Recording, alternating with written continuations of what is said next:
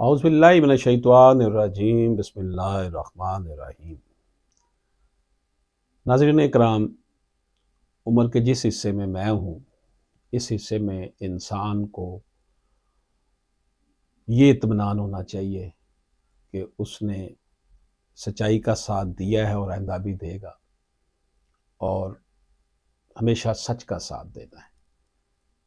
خوش قسمتی سے اللہ پاک نے میرے اوپر ہمیشہ بڑا رحم و کرم فرمایا ہے، اور میں نے سچائی کا علم بلند رکھا ہوا ہے، اور یہی درس میں نے اپنے بچوں کو عمر، حذیفہ، احمد اور عمران کو دیا ہے۔ میرے یہ 3 بیٹے جو بڑے ہیں، تینوں میرے اسی پروفیشن لاء سے ان کا تعلق ہے۔ چھوٹا بیٹا جو اب میڈیکل سائنس کا اسٹوڈنٹ ہے، لیکن سچائی، حقانیت کے لیے ہمیشہ کھڑے ہونے کا سبق ان کو دیا ہے، اور میں خوش قسمت ہوں کہ یہ بچے جو ہیں فرما بردار ہیں اور ہمیشہ سچائی کا ساتھ دینے والے ہیں۔ میرے وہ اسٹوڈنٹس جو مجھے سنتے ہیں یا مجھ سے پڑھتے رہے ہیں، وہ بھی میرے بچے ہیں، میری اولاد کی طرح ہیں۔ ان سے بھی گزارش ہے کہ ہمیشہ سچائی کا ساتھ دینا، حق کا ساتھ دینا ہے۔ دنیا کی چکا چوند روشنیوں کے سامنے اپنی آنکھوں کو خیرہ نہیں کر لینا، ہمیں اپنے رب کے حضور پیش ہونا ہے۔ کسی کو دکھ نہیں ہم نے دینا، کسی کو تکلیف نہیں ہم نے دینی۔ ناظرین اکرام، ہمارے سامنے لاہور ہائی کورٹ کی ججمنٹ ہے سول لاء کے حوالے سے، RSA نمبر 129/2010۔ ٹائٹل اس کا ہے Muhammad Yousaf deceased through legal relations versus Naila Shaheen and others, اور RSA نمبر 129/2010 ہے۔ اسے لاہور ہائی کورٹ کی ویب سائٹ پر 2023 LHC 295 اس میں نریٹ کیا گیا ہے۔ ناظرین اکرام، اس میں جو ایشو ڈسکس ہوا ہے، اور یہ آنریبل جسٹس شاہد بلال حسن صاحب کی ججمنٹ ہے، سول لاء کے حوالے سے ان کی ججمنٹس جو ہے وہ انقلاب آفرین ہیں، اور مجھ جیسے طالب علموں کے لیے بہت فائدہ ہے اس میں۔ Court is under obligation to amend or frame additional issues after submission of amended plaint and written statement۔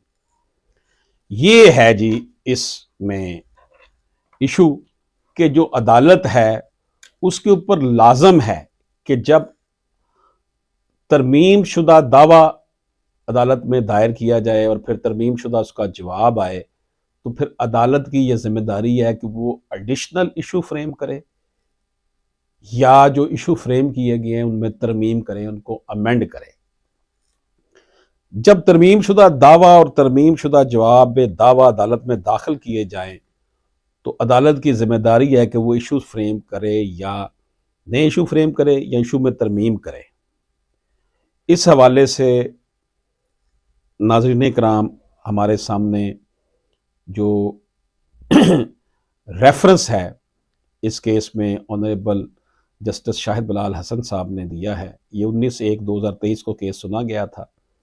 اس میں انہوں نے ریفرنس دیا ہے 1987 SMER 1365 کا، 2003 CLC 1139 کا، 2002 CLC 1085 کا۔ یہ انہوں نے اعلیٰ عدلیہ کے فیصلہ جات کا ریفرنس دیا ہے۔ اور اسی طرح ناظرین اکرام، اس میں آنریبل جسٹس صاحب نے جو جن یہاں پر سول پروسیجر کوڈ کا جو استعمال کیا گیا ہے اس کا ذکر انہوں نے کیا ہے، وہ ہم آپ کی خدمت میں پیش کرتے ہیں۔ یہ ہے جناب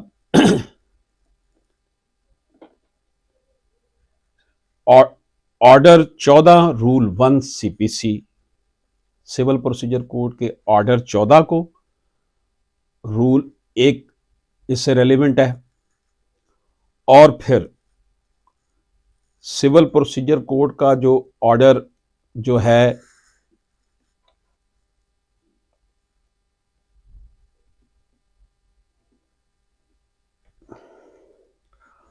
18 رول 2 اس کے اندر ڈسکس ہوا ہے.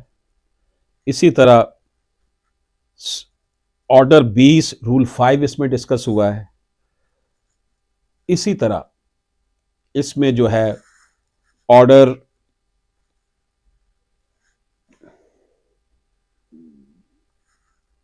14 کا تذکرہ میں نے پہلے بھی کیا ہے. یہ سول پروسیجر کوڈ کا اس ججمنٹ میں ڈسکس ہوا ہے. تو ناظرین کرام، یہ آپ کی خدمت میں ریفرنس کے ساتھ اس لیے پیش کر رہا ہوں کہ اس ججمنٹ کے اندر ہے کیا کرکس، وہ میں بیان کر رہا ہوں. پھر اس ججمنٹ میں جو ریفرنس دیے ججمنٹ لکھتے وقت اعلیٰ عدلیہ کے آنریبل جسٹس شاہد بلال حسن صاحب نے، ان کا تذکرہ کر رہا ہوں. پھر آنریبل جسٹس شاہد بلال حسن صاحب نے اس میں سول پروسیجر کوڈ کے جن رولز کا اور جن آرڈرز کا انہوں نے حوالہ دیا ہے یا سیکشن کا حوالہ دیا ہے وہ میں بتا رہا ہوں، تاکہ میرے جو وکلا بھائی ہیں، میرے جو دوست ہیں، احباب ہیں، میرے بہن بھائی وکلا، وہ اس سے بھرپور استفادہ کر سکیں. اجازت دیجیے. اللہ حافظ.